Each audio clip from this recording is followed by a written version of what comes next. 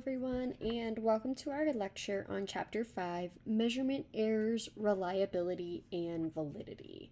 So in this chapter, for Chapter 5, we're really going to dive into once you've started your study, like you've done the literature review, you have a solid idea of what you want to do, how do you collect data effectively and minimize any errors that could influence the results of your study? Because at the end of the day, when you're running a research study, you want to get results that are meaningful. And the ways that we do that is by knowing about and preventing issues with measurement errors, reliability, and validity.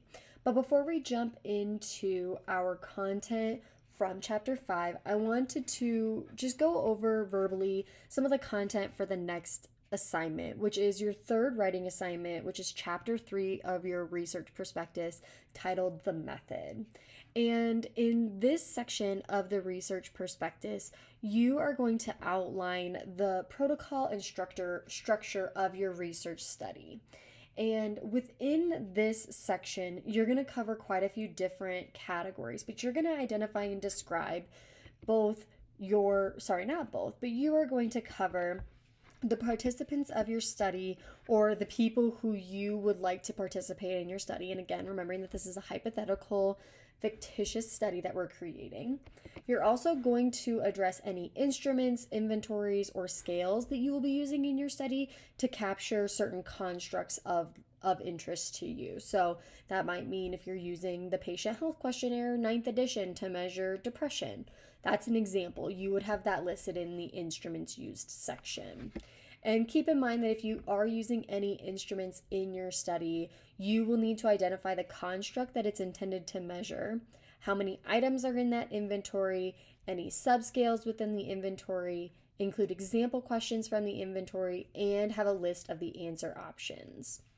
You're also going to include a step-by-step procedure for your study. So this is going to be the step-by-step process that you would follow if you were to actually conduct your study. And this section is going to be quite detailed because you need to go into enough detail that someone who knows nothing about your study could replicate your study based on this section. You're also going to include a plan for your data collection, which will address how you plan to manage your data. So that might mean putting everything into a CSV file and then running the analyses in R, SPSS, SAS, etc. And honestly, the specific stats program that you elect to use is not important for this section. Rather, you just need to demonstrate that you have an understanding of how to discuss data collection procedures. So where you're going to store that data and how. And then finally, you're going to also include a section on your data analysis plan. So let's go into a little bit more detail on this data analysis plan specifically, because unfortunately, we will not be able to cover the content for this section of the research prospectus until after the third draft or Chapter 3 draft is submitted. And this was a trade-off that I chose for you all. Instead of increasing the amount of readings and lectures that you would be required to read and watch during the busiest part of the summer session, which is those first 4 weeks, I decided to push this off and instead have this section be a draft that we can then fine-tune later on. So I know that this is a disconnect and that you're not getting the content before you're writing about it, and I apologize for that, though I do hope that this organization of the class made the workload a little bit more manageable for you, given everything else that's on your plate. Because I'm realistic that as graduate students, you don't have a lot of time. I don't have a lot of time even as a grad student, and I always appreciate when people take that into consideration. So I'm happy to adjust this plan given what makes the most sense. I did create a table that breaks down the different types of data analysis that you are likely to use in your study based on the type of data that you're collecting and how you're exploring the data. So if you're looking at changes or if you're looking at relationships, and you can use that table to help guide what analyses you would run. So take a look at that table, and we'll go over that table here in a couple of minutes, and just do your best to identify the analysis that is the best fit for your study and submit your document with that. Submit Chapter 3 with that, and then I will give you feedback so that we can develop this section better for the final research prospectus. So here's a little bit of a breakdown of what that table looks like. So you can see that there are different types of data across the top. the parametric and the non-parametric, which then are subdivided by nominal, ordinal, interval, and ratio data. And then on the far left column, you see the description, how you can measure for your measures of central tendency, measures of variance. But then down at the bottom, there's a little description that gives you a test of how you can look at and analyze scores based on these categories. So if you're looking at a study that's looking at two sets of interval data and you want to know how these scores are different from one another, you're probably going to use a t-test or an effect size. If you wanted to see how two sets of ordinal data are related to one another, you're going to run a Spearman correlation. So you can see a little bit of where that breakdown is depending on the type of data that you're working with. And if you're looking at this and you're like, oh, well, I have one set of data that's ordinal and one set that's interval, you always default to the lower level. So in that case, you would use the ordinal analyses. So either a significance test, a Mann-Whitney, or the Spearman correlation. And because you have that component, you always have to go down to the lower side.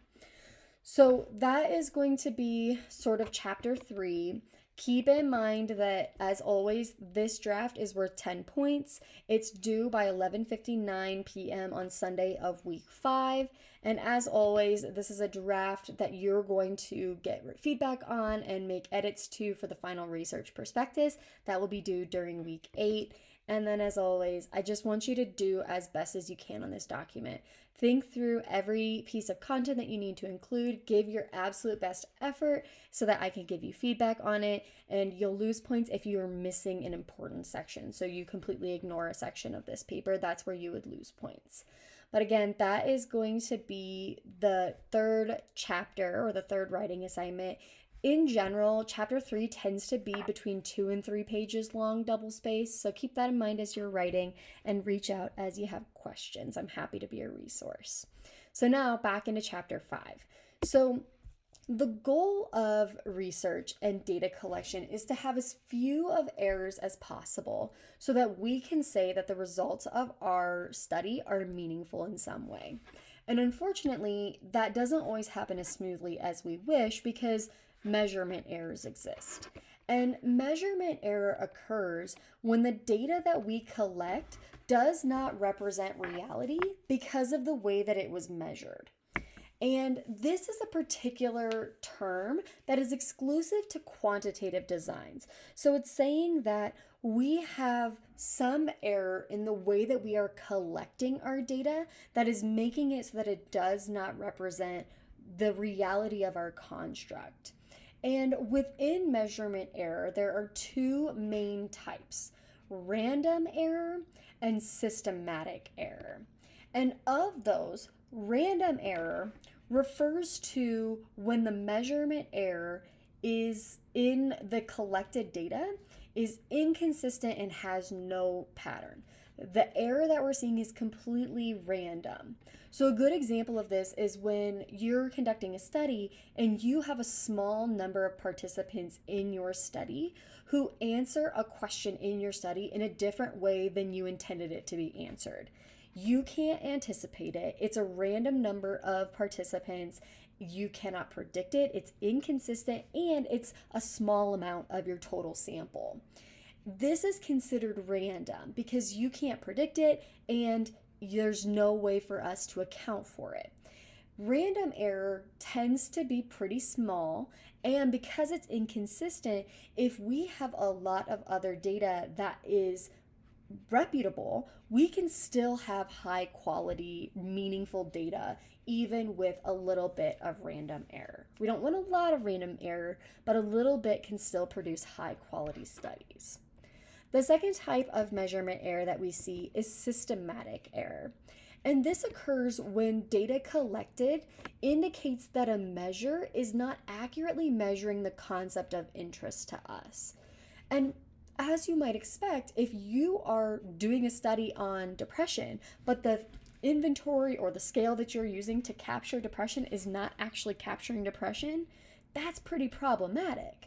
And that means that systematic error is more problematic than random error in terms of its influence on our study.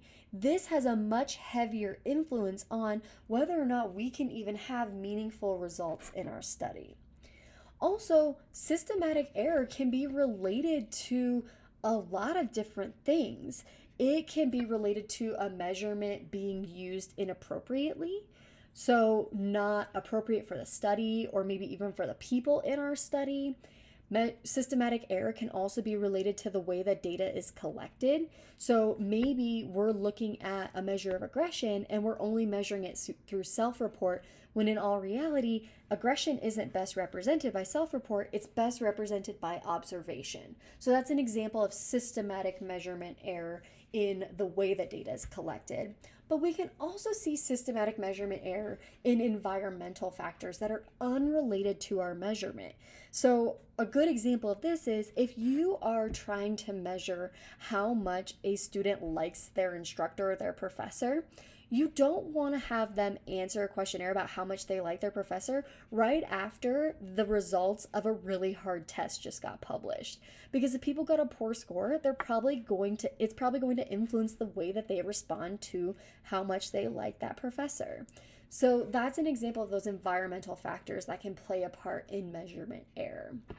So now that we have an idea of what measurement error, I really want to jump into what reliability and validity is, because as researchers, we work incredibly hard to make our studies as perfect as possible. And after we've accounted for both systematic and random errors, the next step for us is to make sure that our measurements are both reliable and valid. And reliability is defined differently depending on the type of study that you're conducting.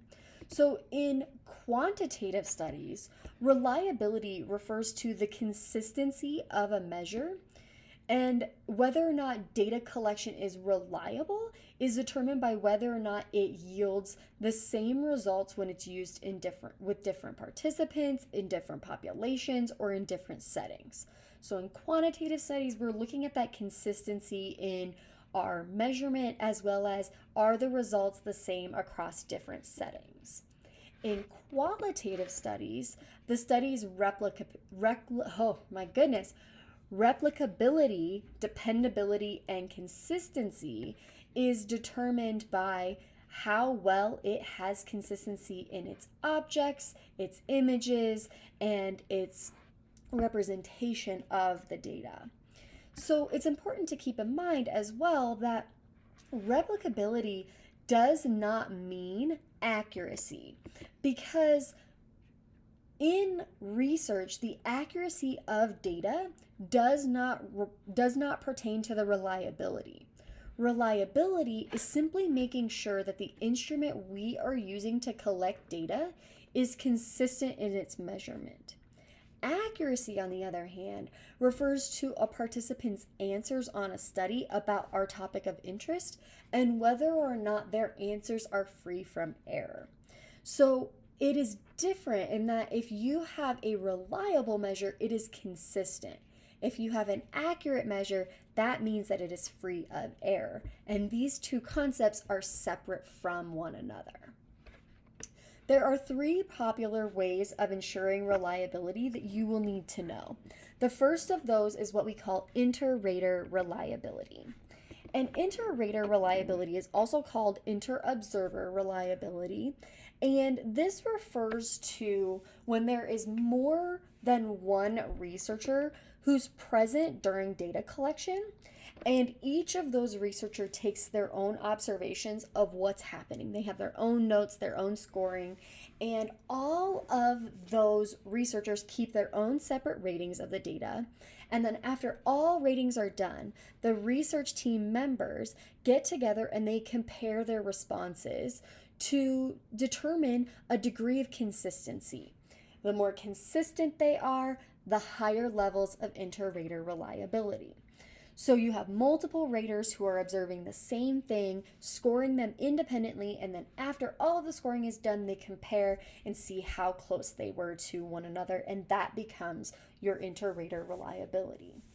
Inter-rater reliability is more common in qualitative studies because in qualitative studies you have more observation and it's more frequently or it's more common for you to have multiple researchers on the same team researching the same thing. The second type of reliability is what we call test-retest reliability, and this is associated exclusively with quantitative design because it requires the collection of data, and you only collect data in the form of numbers in quantitative designs and not qualitative designs.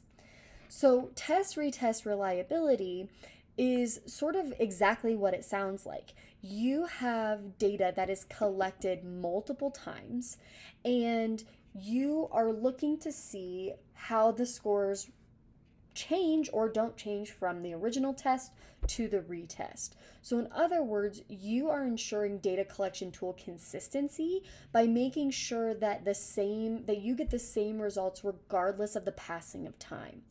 You'll collect data at one point with one set of participants. You'll then bring in those exact same participants after a specific amount of time that you have decided, and you will then collect data from them again and see if there's any change in their answers. If there's little change, then you have good test-retest reliability. If there's a lot of change, then you have low test reliability. You can also do test-retest reliability with two different groups of people, but you only do that if you think that there is a significant concern that the environment will alter the reliability of your study. So it's really specific to your study in terms of whether or not it'll be the same participants or if it will be new participants. And the final type of reliability that I want you to know about is what we call internal consistency reliability. And this is often used in surveys and questionnaires and is associated with quantitative designs because there's this element of numbers that are involved that you don't get in qualitative studies. But internal consistency reliability works by having participants partake in your study by filling out a survey. And within that survey, there will be multiple questions that measure the same variable. And that way, as a researcher, we can make sure that the participants' answers are not due to error. We want to see if you have 3 questions that all ask about the same thing, are you answering them the same? If so, then we can say that you have good internal consistency reliability because there's this consistency across how a person is responding. If they answer each of those questions differently, then we have low internal consistency reliability.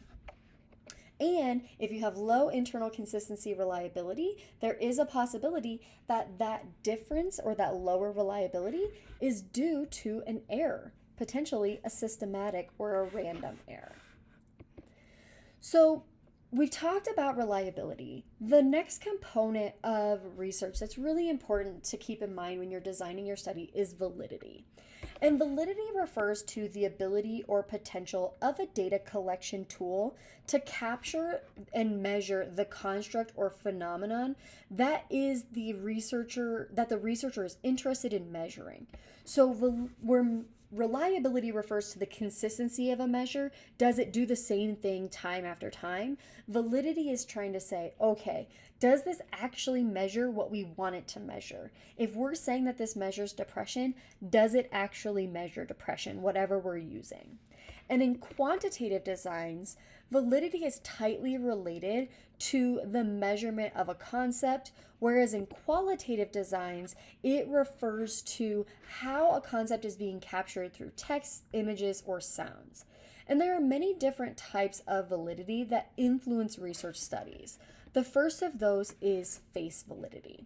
And face validity occurs when researchers decide to classify the measurement instrument or tool as an accurate measure of the construct in question.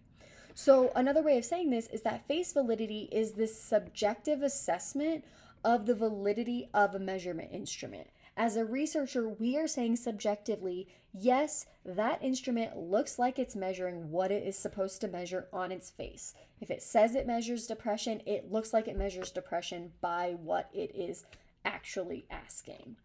And the interesting thing about face validity is that it does not imply that an instrument is valid, but rather it implies that for the sake of the researcher's discussion, the measurement will be considered valid. So it's not actually a real type of validity because there are no statistics to back up that this is a valid estimate or that this is a valid measure. We are just making a subjective assessment that we say that it is valid. Face validity is often used because measurement tools cannot always be confirmed as valid. Sometimes we don't have the stats and the research and the psychometrics to support that a measure is valid, and we have to take it at face validity. The second type of validity that you're going to hear about is called content validity. And content validity refers to how well a measurement tool captures all aspects of the construct that is being tested or measured. So content validity is oftentimes measured through subject matter experts. If you have a measure that is measuring something of interest, maybe you're trying to capture alcohol use, you are going to get subject matter experts in the field of alcohol use, and you're going to have them look at the measure that you have, and they're going to give you feedback and say yes or no, it looks like your measure is capturing all aspects of alcohol use. If it does, then you would have higher content validity because you are measuring all content of that construct of interest to you. A related sort of concept of validity is what we call construct validity. And construct validity refers to how well a measurement is able to truly measure the construct in question. In other words, we're trying to assess how accurately researchers have operationalized their construct. So where content validity is looking at, do you capture the entirety of this construct of interest? Construct validity is all about, are you actually truly measuring what you are trying to measure? If you say you're measuring depression, are you actually measuring depression? That's construct validity. And as you can see, these two types of validity are very similar to one another, so it can be a little bit hard to parse them out, but they are heavily related to one another in that oftentimes if you have construct validity, you have to have content validity. But the inverse isn't always true. It's oftentimes a stepping stone. Content validity leads into construct validity a little bit easier. And finally, we have the final type of validity, which is our criterion validity. And within criterion validity, we have subsets of concurrent and predictive validity. So criterion validity refers to cases where researchers are not satisfied with the way that a construct has been measured in our current research database, and that researcher then decides to create a new measurement for a construct that they think has already been measured by another instrument. So you don't like the way that we're measuring cannabis use with our current measures. So you as a researcher develop your own measure of cannabis use. And you establish criterion validity by establishing both concurrent and predictive validity. So criterion validity is trying to say that my new measure of this same thing that is measured with another inventory that's already been supported is valid. It is actually measuring what we want it to measure. And we do that by establishing both predictive and concurrent validity. Concurrent validity occurs when we compare a new test with an established measurement tool, and we examine the matching results of those. So if you have an assessment of cannabis use and you are comparing it to a current assessment of cannabis or current measurement of cannabis, your concurrent validity would say that your new measure of cannabis use is at least as good as the previous measure of cannabis use in identifying that construct of interest. If it is as good as the previous one, at the very least it is as good as it, then you have concurrent validity. If it's not, then you don't have concurrent validity. But you also have to look for predictive validity, which occurs when a measurement test produces the same results over time and can then be used to predict something in the future. So this result or this measurement has a consistent finding over time, and we can count on it and then make predictions about it because it is consistent, which is why we call it predictive validity. So again, criterion validity is this umbrella term, and under it you have both concurrent and predictive validity. And you need both concurrent and predictive validity to establish criterion validity. And again, criterion validity is all related to when you are trying to develop a new measure of some construct for which there already exists a measure that you are not satisfied with. So I know that reliability and validity can be extremely complicated because at least when I was first learning about these terms, they seemed so similar to one another. And in all reality, reliability and validity are different from one another, but they're also related to one another.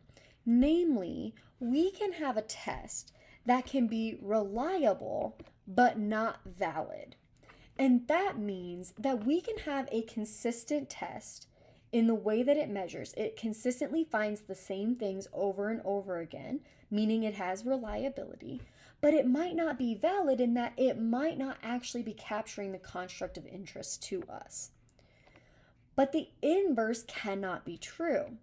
If you don't have validity, then you also don't have consistency.